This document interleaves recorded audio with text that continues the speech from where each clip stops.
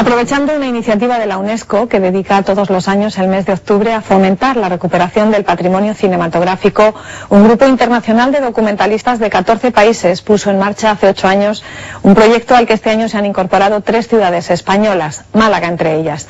Se trata de rescatar películas antiguas de cine casero, de esas que filmaban con tomavistas nuestros antepasados y que al llegar el vídeo cayeron en el olvido. Hemos descubierto, y lo vamos a compartir con ustedes, auténticos tesoros de otra época, reliquias de nuestra historia que dejan constancia visual de momentos que gracias a esta iniciativa ya no se perderán.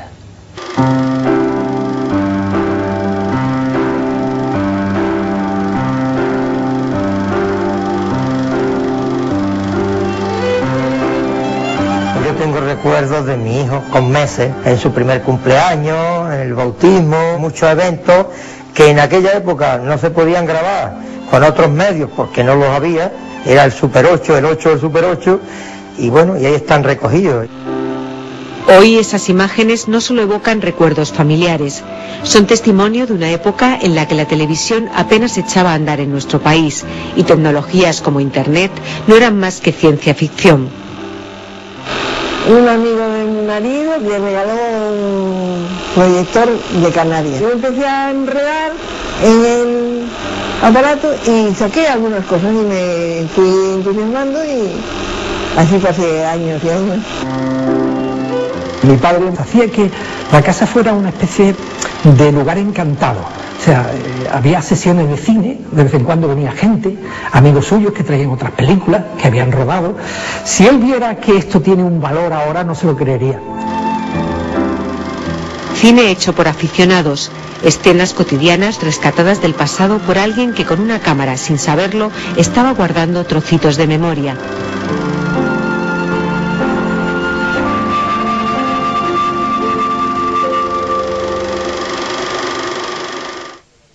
¿Cuántas películas tendrá usted, Pilar? Pues yo calculo que entre unas y otras se habrá 100. Más no. Cada una de estas bobinas guarda un pequeño tesoro. Pilar es una malagueña nacida en Santander. Acaba de celebrar su 90 cumpleaños y hace muchas décadas, en los 60, comenzó a rodar y montar sus documentales caseros, a los que ella misma ponía voz. Verdaderamente típico, representativo de Málaga, es la biznaga. Esta flor es el resultado de la ingeniosa unión de dos elementos que la primavera nos otorga puntualmente: la amibiznaga y el jazmín. La biznaga fue la primera que hice porque cuando llegué a Málaga me resultó muy curioso, muy nuevo y nada. Gustó a la gente, a la familia y demás, y eso me daba fuerza para seguir. Siguiendo el estilo de los noticieros de la época, Pilar hizo su nodo particular. Las vecinas en torno a la mesa practican el rellenado con destreza, mientras escuchan la apasionante novela radiofónica del día. Y ese era un grupo de gitanas que eran las que le hacían el trabajo de ensartar las ramillas, y cuando terminaban, pues hartas de estar allí sentados tanto tiempo, pues se organizaban para darle una juerga. Incluso el cine casero se contagiaba de la censura de la época. Hace otra cosa mucho más sexy, se enseña mucho más, lo que pasa es que lo tuve que cortar, porque en aquellos tiempos lo sexy no se llevaba.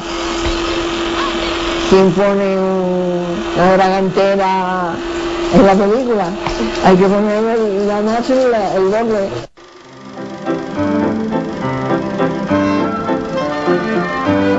El celuloide nos devuelve anécdotas y modos de vida que ya desaparecieron. El copo hoy día ya ha quedado como una atracción turística. Y antes eran unos copos que eran bastante pesados. La jábega, la barca tradicional malagueña, era la que sacaba la red al mar, y la red era tan valiosa como que duraba decenas de años. Estas imágenes son de 1955. Las grabó Manuel Bravo, el padre de Luis, en esta misma playa donde hoy los bañistas disfrutan del sol. El paisaje es totalmente distinto. Es decir, las casas de pescadores ocupaban de aquí a 150 metros más hacia el interior.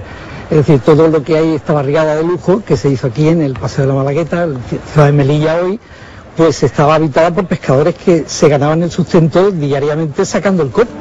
En el reportaje se puede ver cómo la gente tiene las manos destrozadas de una vida entera cosiendo y recosiendo esas redes, ¿no? Y esa red tenía que, bueno, era una vez al día la que se sacaba y tenía que traer la mayor cantidad de peces posibles, claro. Para Manuel, el cine era una pasión. Le gustaba salir a la calle y grabar escenas cotidianas, como estas pastorales que recorrían la ciudad y con algunas copas de más, a veces olvidaban su espíritu navideño.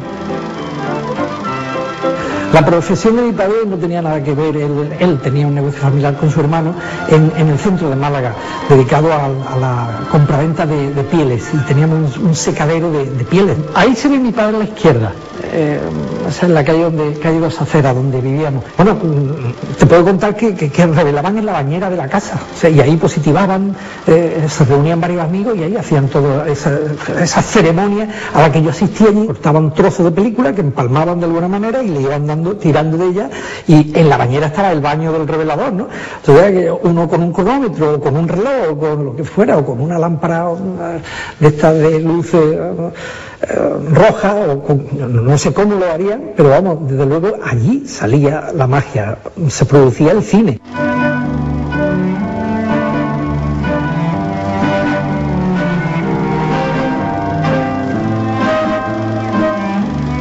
Cuando tú, digamos, abres estas latas que llevan, digamos, años cerradas y empiezas a proyectarlas, pues a mí personalmente es que, claro, cuando veo todas esas imágenes con calles que ya no existen, un tipo de vehículos que ya tampoco, digamos, vemos, ahí, vamos, realmente maravillas, ¿eh? O sea, es decir, que personas siendo prácticamente autodidactas y solamente con el interés de querer plasmar lo que ellos sentían, pues vamos, hay montajes que realmente son espectaculares y que, bueno, hoy serían la envidia de cualquiera de los profesionales que nos dedicamos a esto.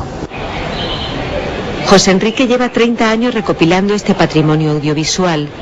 Tanto las grabaciones más institucionales, realizadas por los corresponsales de Nodo en la provincia, como este otro cine casero, más cercano y que corre el riesgo de acabar en un contenedor de basura.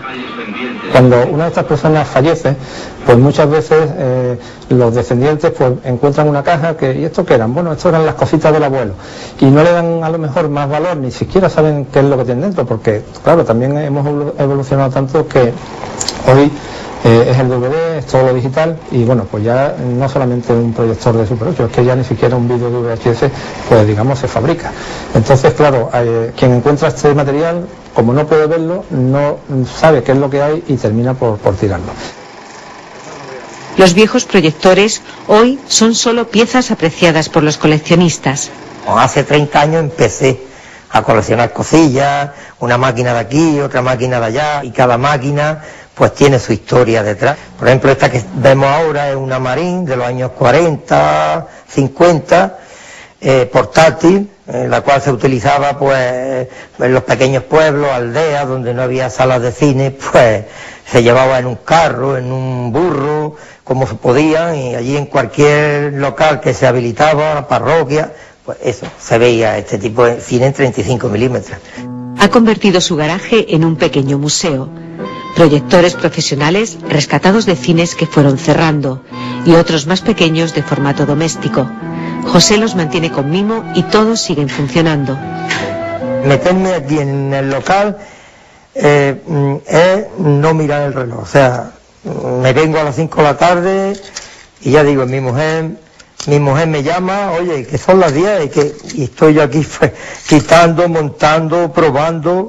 Mi profesión efectivamente no tenía nada que ver en absoluto, porque yo he trabajado siempre en el prefabricado de hormigón. Mi afición al cine viene de mucho más atrás, viene desde joven. Grababa mis pequeñas cosas familiares. Para un trabajador esto era carísimo. Cualquier peliculilla que se compraba en negativo, pues te costaba pues las 300 o 400 pesetas de la época, que ya era un dinero. Con ese dinero compraba 5 minutos de película, hoy llenos de recuerdos. A mí me crea a veces una nostalgia, horrores, porque ve a personas, mis abuelos, que ya no están, y los ves que los tiene ahí grabados, y los tiene ahí como ese valor, vamos, es una cosa que para nosotros es lo más. imágenes para compartir en familia. Ahí fue donde estuvimos, una parada que hicimos en Puerto Lumbrera, a la vuelta del viaje de novio. Como un espejo mágico, ese cine casero nos devuelve la imagen de una época muy cercana, aunque a veces no lo parezca. Con esa filosofía nació en 2002 una iniciativa muy original: convocar un día internacional para sacar esas viejas películas del armario y compartirlas fuera del salón de casa. Porque en esas pequeñas historias familiares también está nuestra historia.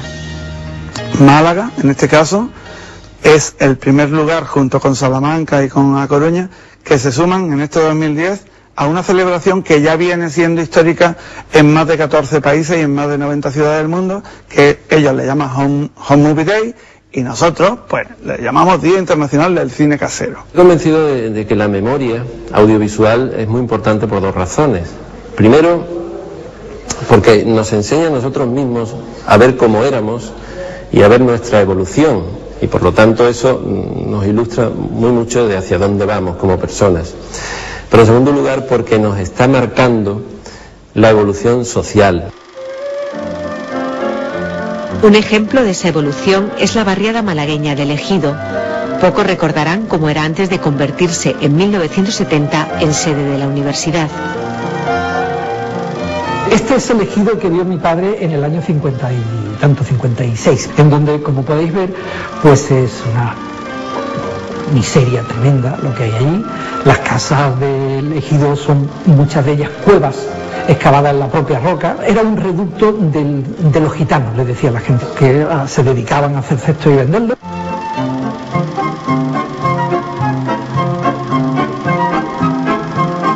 Es muy difícil ser consciente de que se tiene un material de valor cuando lo es todos los días. Es decir, yo he jugado de pequeño con esas películas, las he puesto, se las he enseñado a mis amigos, las ha visto todo el mundo. Entonces, para mí era lo más normal del mundo proyectarlas. Hace un año me acordé de que hay una película de la nevada de Málaga, el 2 de febrero del 54, que nevó en Málaga no sé, por última vez, desde luego, desde entonces ya no ha nevado más. Yo tenía en ese momento conciencia de que tenía algo que proteger y me dirigí a la Filmoteca de Andalucía. Todavía no salgo de mi asombro, porque en todos los años que llevo no se había ni hablado de eso. Ni se había hablado de recuperar lo que cada uno atesora en su armario. Y hay armarios como el de Pilar, llenos de sorpresas. Sin salir de casa, desde su ventana, hizo una crónica del ir y venir del puerto.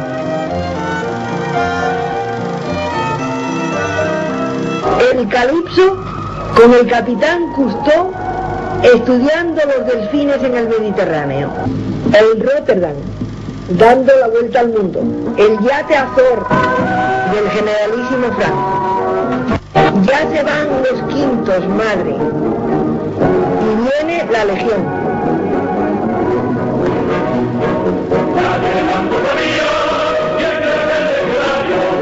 Los rateros trabajan en unos fardos de ropa americana. Todo eso lo fui grabando yo. Como los niños iban robando, iban probándose, lo gracioso es que se lo probaran. Iban por tallas. Y la madre también se probaba lo que la llevaban. Era muy curioso porque ellas pensaban que eso no lo estaba viendo nadie, que eso quedaba en casa todo. Pero alguien los miraba. Unos ojos, detrás de una cámara, capturaban momentos que son ya pedacitos de nuestra historia.